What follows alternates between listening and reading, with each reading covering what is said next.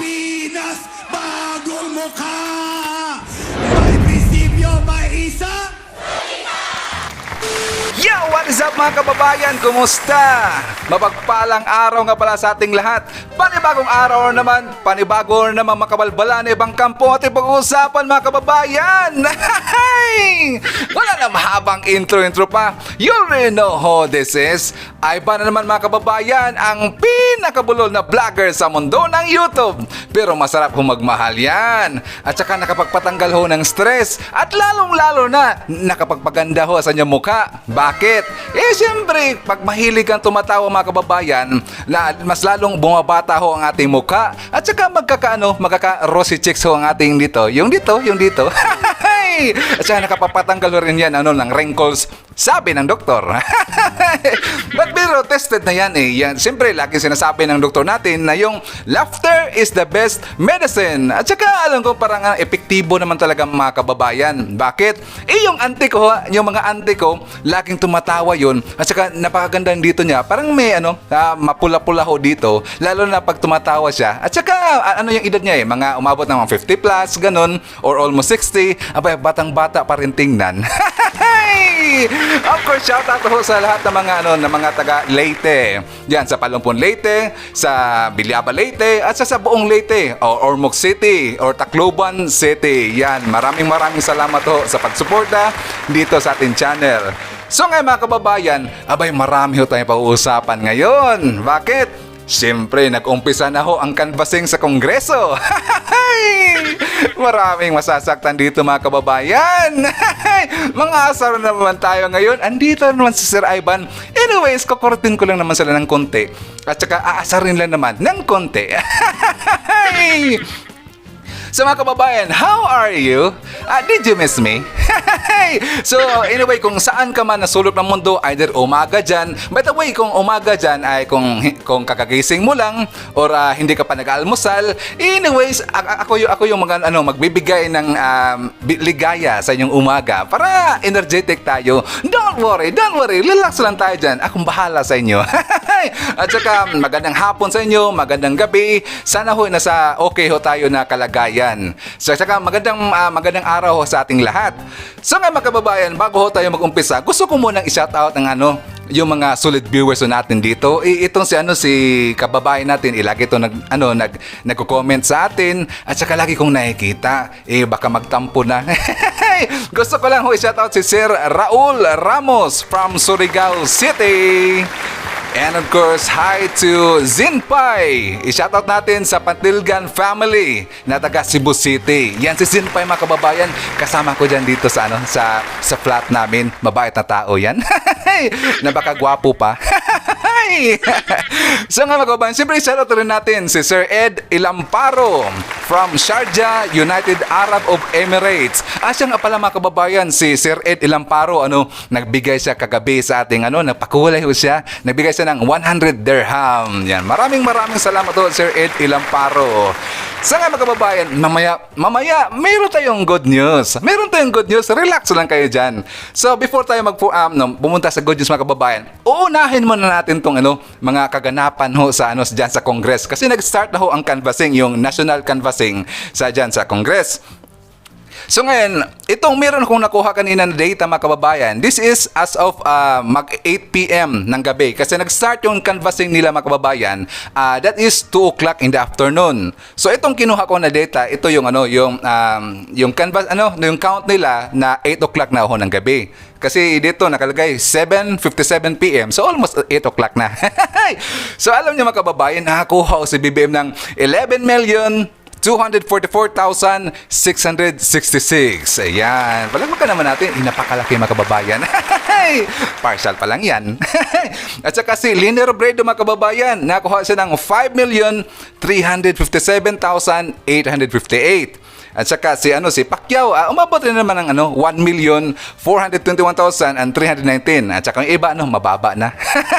Mababa na mga kababayan. At saka kay BP Inday Sara, nakuha siya ng 11,180,143. At saka kay Kiko Pangilinan, 3 million pa lang mga kababayan. And 430, 276. So ngayon, babalikan natin itong mga numero na mga kababayan. Abay, siyempre, ito mga dilawan, 'di ba, nagrereklamo sila na meron mga irregularities dito na nangyari sa canvassing.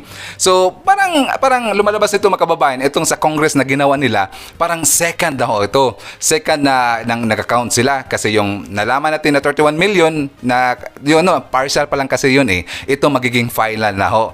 So, ang masakit dito mga kababayan, 'di ba? Siyempre, nagrereklamo sila eh. Kung mananalo, kung malaki pa rin ang margin dito kay BBM at saka magiging katulad pa rin ho doon sa lumabas na 31 million, abay, napakasakit ho nito. Bakit?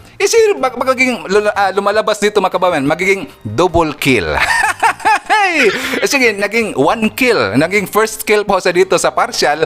Abay, kung lalabas pa rin, the same pa rin dito. At saka mag-proclaim ho nga bilang presidente ho si BBM at saka si Inday Sara, magiging double kill yan. Napakasakit, no? So nga kababayan, abay, while ho ako nanood ako sa live ho ng canvassing, abay, merong lumabas ho doon. Yung lead counsel ho ni BP Lini. Siyempre tawagin ng BP Lini. Kasi sabi niya doon, abay, parang nag-inarte doon. Sabi niya doon, nag-concede na daw, parang inaccept na daw yung tinanggap na daw yung pagkatalo ho ni BP Lini. Abay, si Attorney Makalintal. Anyway, so gusto ko lang ipakita sa inyo ng konti yung clip mga kababayan. In a way, konti lang naman to. Makalintal, I'd like to make a short manifestation on behalf of Vice President Leni Robredo. Your Honors, in her public statement, Vice President Leni Robredo asked her supporters that we need to accept the decision of the majority. Maganda yan. Sinabi niya, bagaman may hindi pa nabibilang, bagaman may mga tanong ukol sa eleksyon na ito na kailangang matugunan, palinaw na ng palinaw ang tinig ng taong bayan. Sa ngalan ng Pilipinas, na alam kong mahal na mahal rin ninyo, kailangan nating pakinggan ang tinig na ito. Dahil sa huli, iisa lang naman ang bayang pinagsasaluhan natin.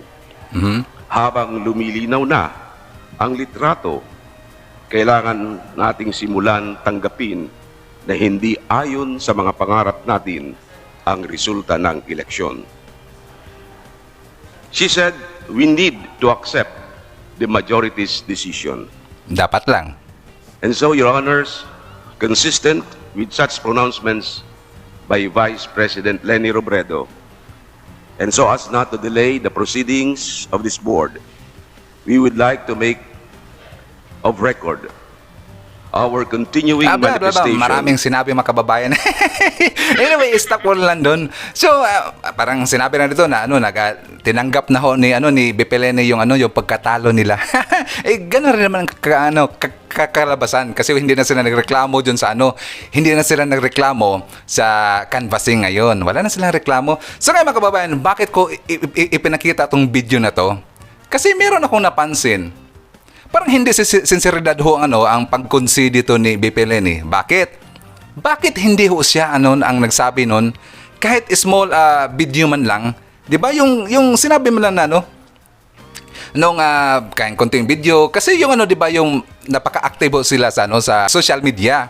Doon sa Facebook ho ng kanyang mga anak, napaka-active ho nila. Bakit hindi nila makayang gumawa ng video na yung nag-concede siya, yung katulad ginawa ni Attorney Makalintal. Napaka-easy lang naman yan. 'Di ba ginawa ngayon sa mga ibang presidential aspirants? Kaya nga nilang gumawa. Bakit hindi nagawa nito ni Bakit hindi nagawa ho ni Leni Robredo? Parang plastic mga kababayan, no? Pakitang tao lang yan, pero nasasaktan ho talaga yan. Hindi na yun makakatulog. So, dapat siya ho ang gumawa dito. Katulad sa ginawa ho ng mga ibang presidential aspirants na natalo. Di ba? They need to concede sincerely. Kay Leni Robredo mga kababayan, hindi Hindi yun na sinseridad. At saka, alam niyo mga kababayan, after doon kay Attorney Makalintal, yung kay BP Leni, abay meron ning lumabas yung kay Kiko, yung lawyer ho ni Kiko.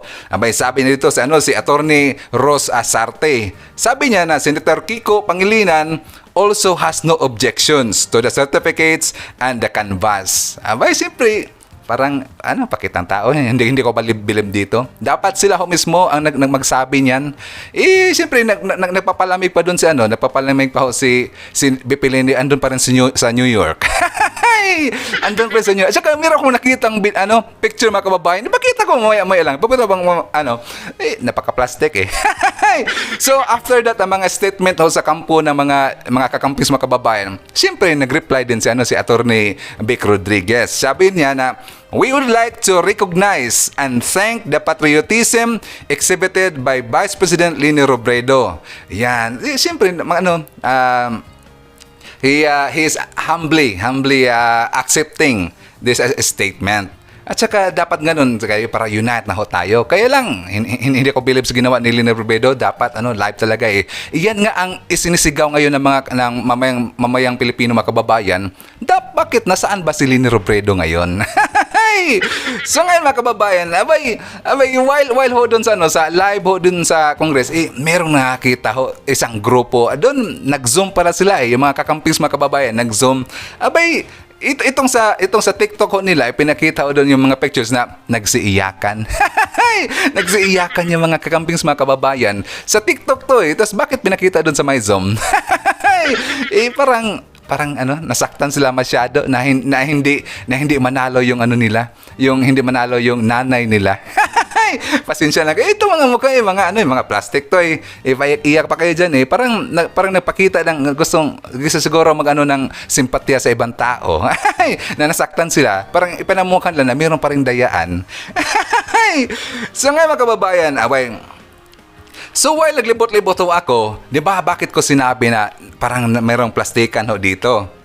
Kasi doon sa post ho ni ng isa sa mga anak ni BP Leni, siyempre active na active sila sa social media Merong picture ho na andun siya sa park. Parang nagmuni-muni. Parang delikado yung kayang gagawin dito? BP Leni, baka delikado na yan ha? parang hindi na niya alam yung gagawin niya mga kababayan. Siyempre, bakit? Marami nang sumusunod sa kanya yung mga financier yung mga oligarchs siyempre, puppet lang yan si BP Leni. Maraming gumaganon sa kanya. Marami na nasa gilid So, hindi niya alam kung anong gagawin ngayon. So, lalong-lalo na si Loida Nicolas Lewis. Siyempre, financer niya yan nag-iingay pa rin, hindi pa rin matanggap. Gusto pa rin ng recount. Yan recount na nga yan, yung yun sa Congress, recount yan Parang gusto pa rin another recount siguro. Siyempre, siya nga pala mga kababayan, sa hindi pa nakakaalam, si Loida Lewis mga kababayan, may-ari pala ng Lewis University or maybe college sa mga college. So, siyempre, dapat itong school ni mga kababayan, yung pagmamayari ho ni Lewis, dapat imbestigahan rin yan. Baka marami riyang katulad yan sa UP. Merong mga may utak siguro na mga aktivista. Dapat bigyan rin yan ng mga securities, mga mga spy. Bigyan na natin ng mga spy dyan sa school ho ni Lewis. Meron akong nakita kasi mga kababayan na isang comment ho tungkol sa kay Lewis na dapat lagyan ng spy dyan sa lagyan ng spy dyan sa school ho ni Lewis. Sa nga mga kababayan, forward tayo ng konti. Mamaya meron tayong good news. Before that, gusto ko muna i-shoutout ho ang lahat ng mga BBM supporters. Yan, tsaka mga DDS. At tsaka shoutout rin sa mga original ho na mga Marcos loyalists na nandito ho sa ating channel. And of course, hi din sa lahat ng mga member ho sa INC. Yan, maraming salamat mga babae at mga INC mga kababayan. Idol natin yan. And of course, member din sa El Shaddai. Yan, mga taga El Shaddai, mababait lahat yan. And of course, shoutout rin natin ang mga membro ho ni Pastor Kibuloy sa Kingdom of Jesus Christ. Yan, palakpakan naman natin mga kababayan si Pastor Kibuloy. Maraming salamat ho sa pagsuporta kay BBM. And of course, hindi natin kakalimutan ang mga senior citizen or ating mga legends. So, yan. Marami para mga legends ito mga kababayan na kasama ho natin. And of course, itong mga silent viewers. Yan. Maraming salamat. Kahit hindi sila nagme-message mga kababayan. Siyempre mga silent viewers, andyan ho lagi nakasuporta sa ating channel. And of course, gusto ko rin ho i-shout out ho si Sir Hector Barcina.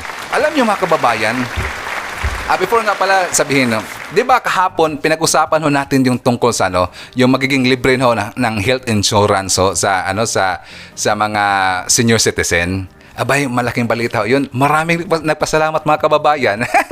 Maraming natuwa na ibinilita natin yun. Actually, ma-implement pa ho yun mga kababayan. Gusto ko lang linawin sa pag-upo pa ho ni BBM. Nire-ready niya lang. So, tsaka ibinibalita na to. Mismo nga si BBM nagsabi ho nito mga kababayan, magiging libre na ho ang health insurance ho ninyo. Yan, palapakan naman natin.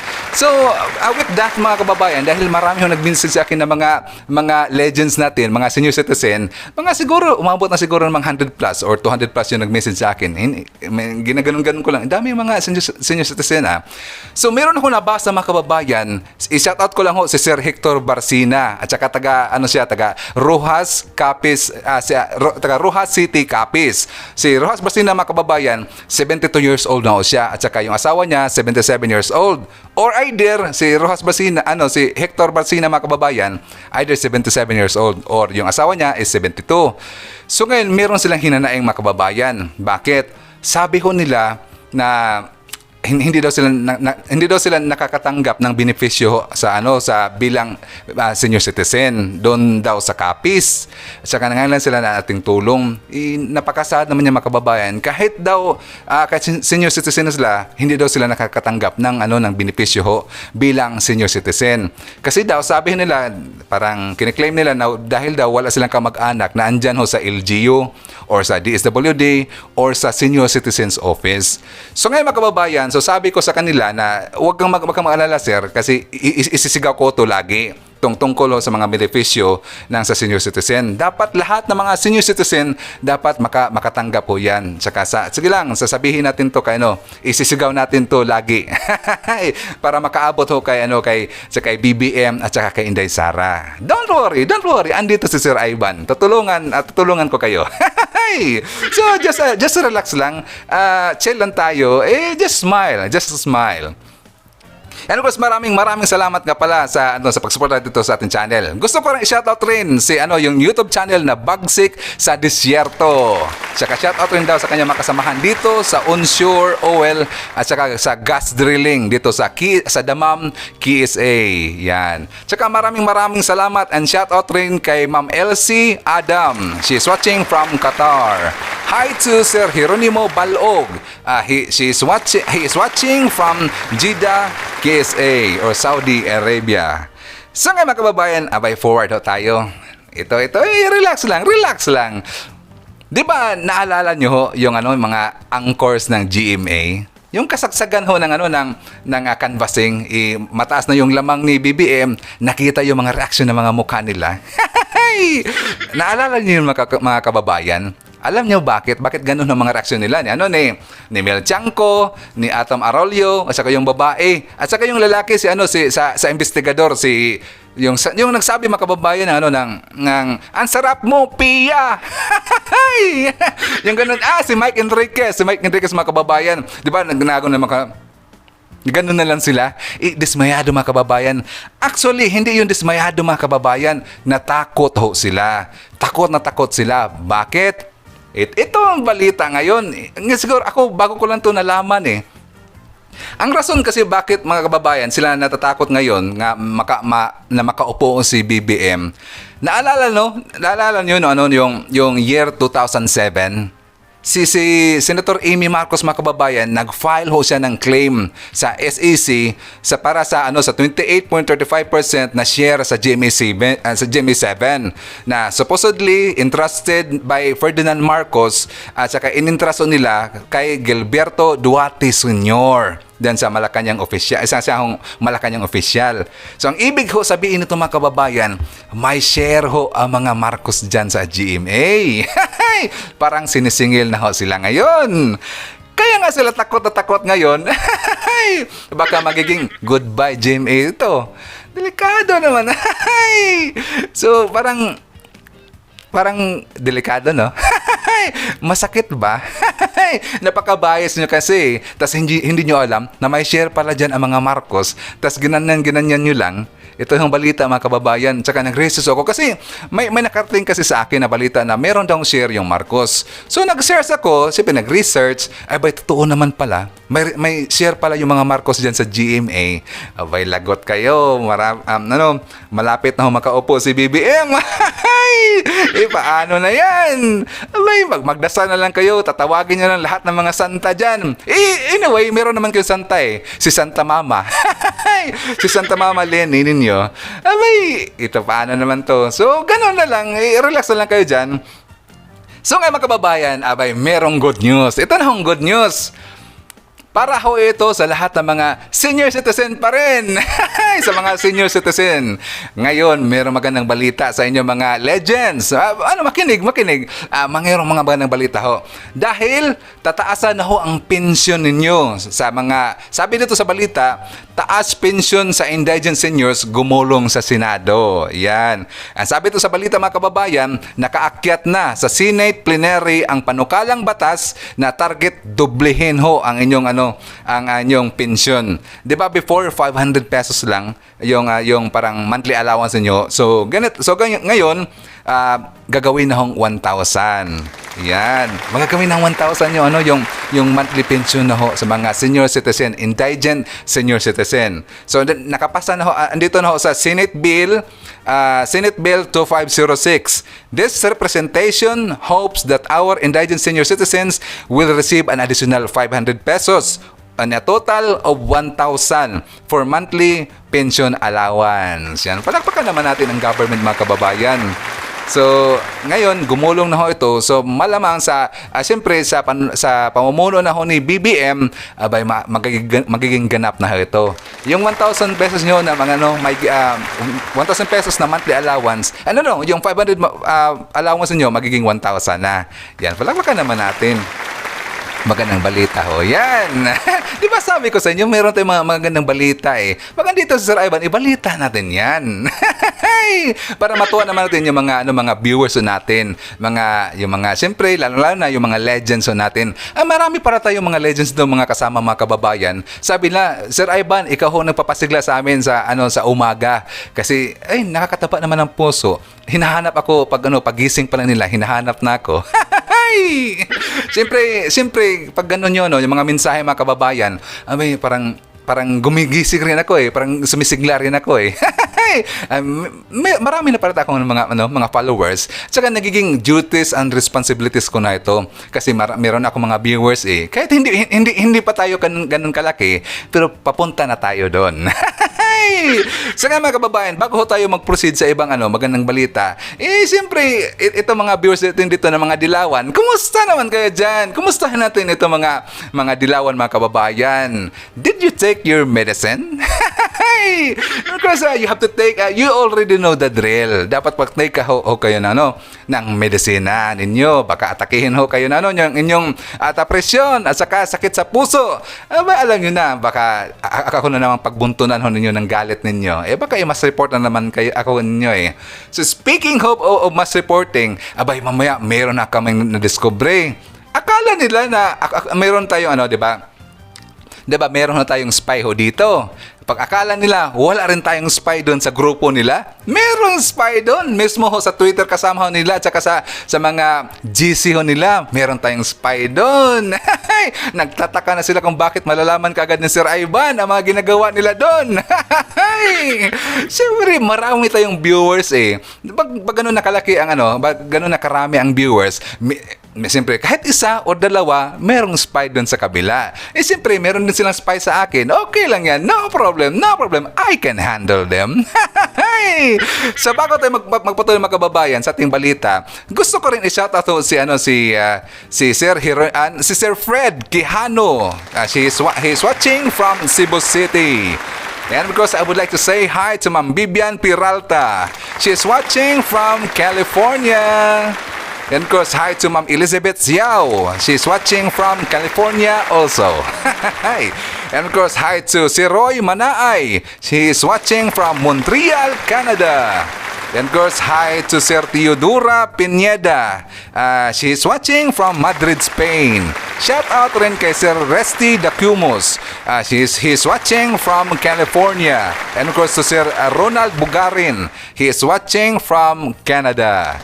So nga mga kababayan, di ba sabi ko nga sa inyo na merong spy ho tayo doon sa grupo ho nila. Merong spy doon sa mga GC nila, sa mga chat-chatting nila. Dahil daw nananalo yun si BBM at saka si Inday Sara at saka mga buong unit team. At saka bakit daw parang unti-unti nang nire-write ho natin yung history. Yung history ho. Kasi daw marami daw mga vloggers si BBM.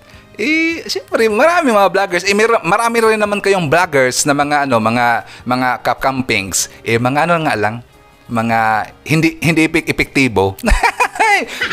Palagi lang kasi yung mga paninira kasi yung mga style nyo. Puro lang kayo paninira, puro lang mga negative campaigning. At saka lagi ho kayo sa fake news. Palagi kayo nagpapalaganap ng fake news. Sir Ivan dito, walang fake news niyan. Bakit? Meron akong basihan. Nagunguha ho ako sa ang source ko ho ay yung mga hindi dilawan na mga tabloids, hindi dilawan na mga newspapers at saka sa mga hindi dilawan, lalong-lalo na hindi dilawan ho na mga channel like SMNI, sa Net25, UNTV, PTV, sila ho yung mga magandang source natin. Kaya sa akin style, siyempre pinag-funny ko lang para matuwa naman natin ang mga viewers natin dito. Yan. Para hindi stressful. So ito yung mga conversations nila mga kababayan. Sabi ho nila sabi nila parang malakas daw sila kasi sa social media. Tayo malakas daw tayo sa social media mga kababayan kasi agresibo daw yung mga BBM vloggers, mga agresibo daw talaga. Siyempre, sino pa saka sabi nila bakit daw nag-exist itong mga BBM vloggers kasi daw suportado daw ho ng mga loyalist. Maraming salamat ho sa mga loyalist na nandito kasama natin. Siyempre, nag-exist ho ang mga BBM vloggers dahil sinuportahan ho ng BBM supporters, andyan rin ang DDS, at saka yung mga Marcos loyalists, at saka iba pa mga viewers natin kasama sa mga churches, sa mga church. Siyempre, ganun tayo, mga solid kasi tayo. Kaya, nag-i-exist ho lagi yung mga BBM supporters, mga BBM vloggers, at saka, kaya nagiging epektibo. Dahil nga, unite tayong lahat. Maraming salamat. So, gusto nila mga kababayan, gusto nila, suportahan daw nila yung mga kakampings daw ng mga vloggers. Sila si Percy. At saka meron dito si Drama TV, kilala ko ho yung mga dilawan na mga vloggers, si Pinoy Ako Vlog. Yan, kilala naman yan. Puro lang paninira Lalong-lalo yan si Percy. Ngumingiwi na nga sa kakapanira kay BBM. Walang ibang bukang bibig yan mga kababayan. Puro lang paninira. Tas laging tinatawag si Tito Bongbong ko na magnanakaw. Laging tinatawag na yung kasagsagan ho na parang drugs yung parang istorya-istorya about sa drugs. Gumaganon daw. Puro lang paninira sabi na maging diktador daw rin si Sir BBM. Alam niyo mga kababayan, pinaglilista ho nila, nakita ho namin doon sa conversation nila mga kababayan na pinaglilista ho nila yung mga BBM vloggers. Ang haba naman ng listahan mga kababayan, ang dami. Alam kong kilala niyo sila Ang dito mga kababayan, ang maganda ho dito, hindi ho ako kasama. hindi ako isinama. Siyempre, napag-isip-isip siguro nila mga kababayan, hindi naman ako fake news, nakabase na ako sa mga balita lang, na sa gilid-gilid ng mga balita, at saka nire-relay ko lang. Ang ginawa ko lang dito, information dissemination, at saka walang fake news. Merong basihan si Sir Ivan. So dito, hindi ako kasama sa listahan ng mga kababayan. At saka naging survivor na ako sa ginawa ho nilang mas reporting. Survivor ho si Sir Ivan. Kakabalik ko nga. So, wala na. Sorry na lang ho sa inyo mga dilawan. Hanggang dyan na lang ho kayo. Tsaka nag-iiyakan pa kayo. Tingnan nyo mga mukha nyo. Nag-iiyakan pa kayo dyan. Kahit ho anong gagawin nyo, wala nang mangyayari sa inyo. Bakit? Dahil nga ngayon nananalo si BBM, siyempre pagkatapos ng term ni BBM, papasok naman si Inday Sara. Pagkatapos naman ni Inday Sara, baka papasok na ho si Sir Sandro Marcos. Abay, nakapasakit naman nito. Baka baka sabi ko nga sa inyo, mag-hibernate lang muna kayo. Mag-hibernate. Yung matulog lang muna kayo. Mga siguro 100 years. Ganon. Mga 100 years kayo matulog. Baka sakali makakapasok kayo ulit. Pero palagi ko wala. Napaka-ano na nun. Napaka-imposible na nun.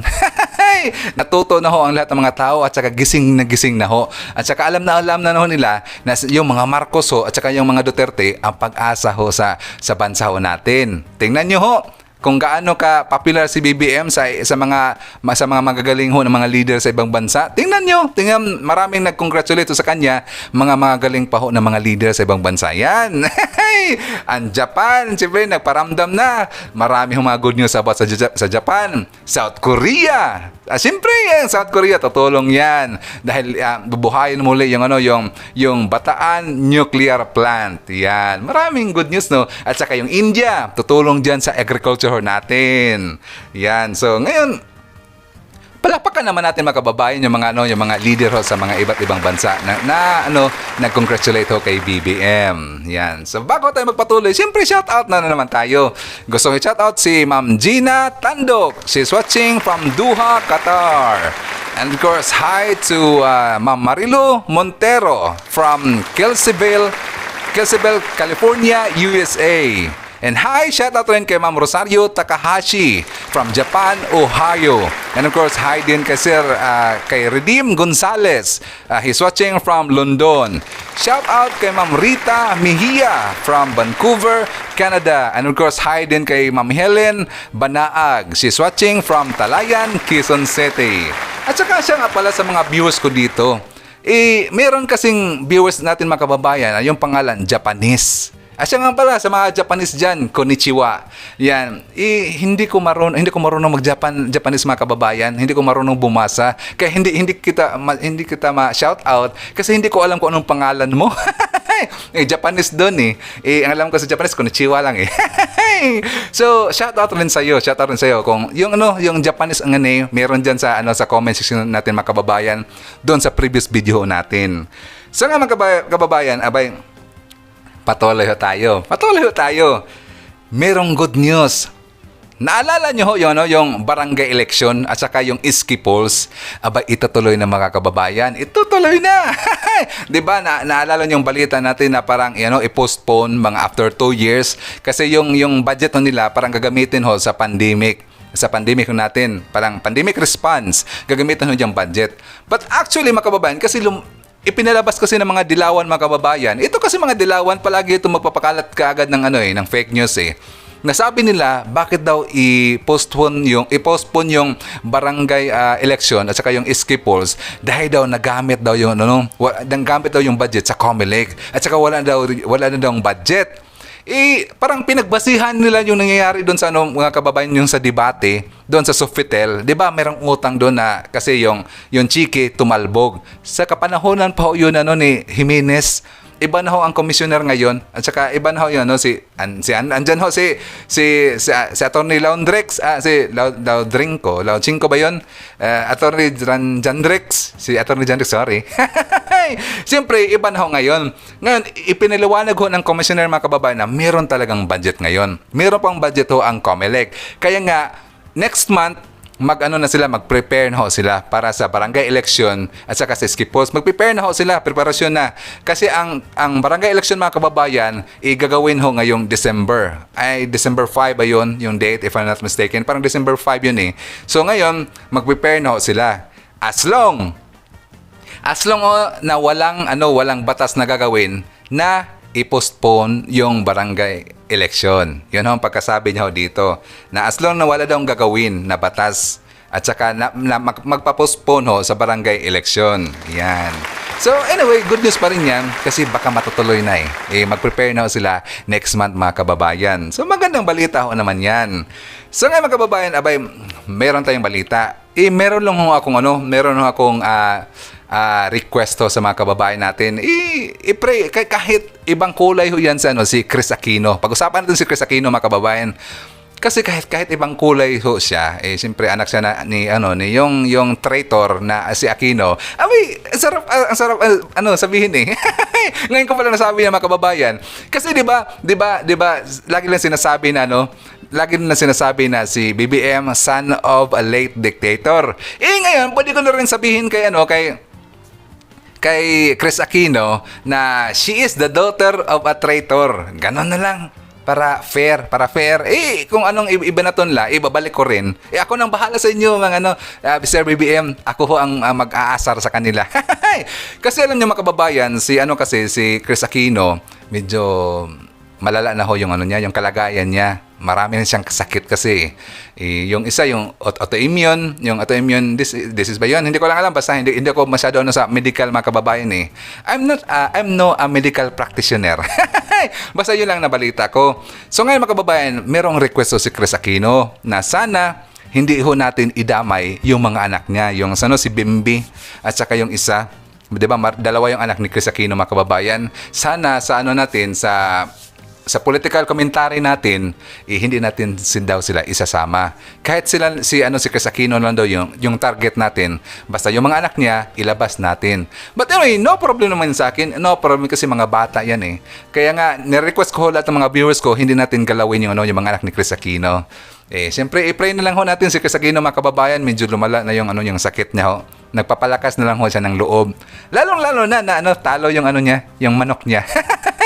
Siyempre, lagi na silang parang lagi na silang pinipindot ngayon ng mga financer nila andun sa US, siyempre andyan sa Vatican, siyempre sa mga pare mga kababayan, may mga financer yan siyempre yung malaking businessman doon andun sa US, pinipindot na sila ngayon, kaya nga yung si Nanay Lini parang wala na sa sarili, nakaganon na lang.